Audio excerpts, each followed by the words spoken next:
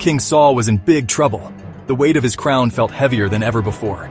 His mind was a whirlwind of fear and uncertainty. The Philistines were about to attack.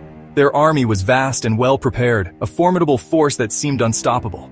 They had chariots and soldiers, lots of soldiers. Saul was scared. The sight of the enemy's strength made his heart pound with dread. He didn't know what to do. His advisors were at a loss, and his own courage was failing him. God wasn't answering his prayers. Despite his desperate pleas, the heavens remained silent. Saul had disobeyed God many times. His past mistakes now haunted him, filling him with regret and guilt. Now God seemed far away. The divine guidance he once relied on was nowhere to be found. Saul paced back and forth in his tent. He was desperate. He needed help. His mind raced, searching for any solution. Then he had a bad idea. A thought that went against everything he knew was right. He would go see a witch. In his desperation, he was willing to break God's law. God had clearly forbidden this, but Saul didn't care. His fear and need for answers overpowered his judgment. He just wanted to hear something, anything that would give him hope. The silence from God was unbearable. So, disguised in the darkness, Saul and a few loyal soldiers set off to find the Witch of Endor.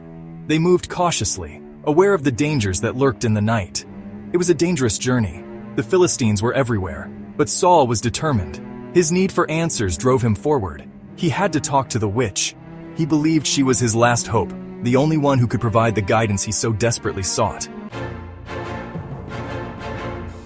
The witch's home was dark and foreboding, nestled deep within the eerie forest. The air was thick with an unsettling silence, broken only by the occasional rustle of leaves, and mysterious. She was surprised to see Saul standing at her doorstep, his face pale and eyes wide with desperation. She knew he had banned all witchcraft in the kingdom, making his presence here even more shocking. Saul pleaded with her, his voice trembling as he begged for her assistance. He wanted her to use her forbidden magic to bring back the prophet Samuel from the dead. Saul's eyes were filled with a mix of fear and hope as he implored her to help him. He believed that only Samuel could provide the guidance he desperately needed. The witch hesitated, knowing the dangers of such powerful magic. She had never attempted to summon a spirit as significant as Samuel's before, but seeing Saul's desperation, she reluctantly agreed. Samuel had given Saul good advice in the past, and Saul was convinced that only Samuel could help him now. The witch began to prepare for the ritual, gathering ancient items and recalling the incantations she would need. The memory of Samuel's wise counsel played in Saul's mind, reinforcing his determination. The witch agreed, but she was afraid. She knew this was dangerous magic, the kind that could have severe consequences. She began to chant and mutter strange words, her voice growing louder with each syllable.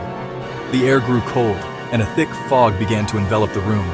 She could feel the presence of something otherworldly as she continued her incantations. The air grew cold. Suddenly, a ghostly figure appeared. It was Samuel. Samuel was not happy to be disturbed. He looked at Saul with disappointment. "Why have you disturbed me?" Samuel asked in a booming voice. Saul was terrified. He fell to the ground in fear, his body trembling uncontrollably.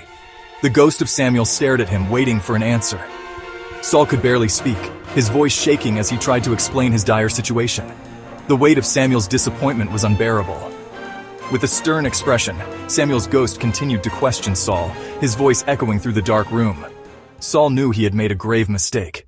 Saul explained his troubles to Samuel. He poured out his heart, detailing the immense pressure he was under. The weight of leadership was crushing him, and he felt utterly alone. He told him about the Philistines, the formidable enemy that threatened his kingdom. The fear of losing everything he had worked for consumed him, and how scared he was. But Samuel wasn't sympathetic. His expression remained stern, his eyes piercing through the darkness. He reminded Saul of his disobedience to God. He recounted the times Saul had turned away from divine instructions, choosing his own path over God's commands.